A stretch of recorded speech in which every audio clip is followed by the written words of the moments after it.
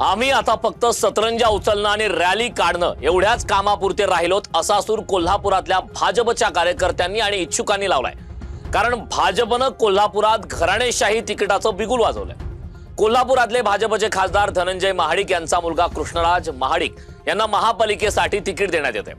मुख्यमंत्री देवेंद्र फडणवीस यांच्या आदेशानुसारच मी निवडणुकीच्या रिंगणात उतरत असल्याचं कृष्णराज महाडिक यांनी स्पष्ट केलंय। अनेक जुन्या आणि निष्ठावंत इच्छुकांना डावलून कृष्णराज महाडिकांना तिकीट देण्यात येते। त्यातही गेल्या विधानसभाच्या निवडणुकांमध्येही धनंजय महाडिकांचे चुलत भाऊ अमल महाडिक यांनाच आमदारकीचं तिकीट देण्यात आलं होतं। त्यामुळे कोल्हापुरात भाजप हा महाडिकांचाच पक्ष असल्याची चर्चा आहे। गेल्या निवडणुकात धनंजय महाडिकांनी जाहीर प्रचार सभेत लाडक्या बहिणींना धमकावलेलं। लाडकी बहीण योजनेचे पैसे घेणाऱ्या महिला जर काँग्रेसच्या रॅलीत सभेत दिसल्या तर त्यांचे फोटो काढून आम्हाला द्या, आम्ही त्यांची व्यवस्था करतो अशी थेट धमकी धनंजय महाडिकांनी दिलेली। त्यानंतर त्यांना निवडणूक आयोगाला नोटीस सुद्धा बजावलेली। त्यानंतरही या निवडणुकांमध्येही भाजपनं त्यांच्याच मुलाला पुन्हा तिकीट दिलंय।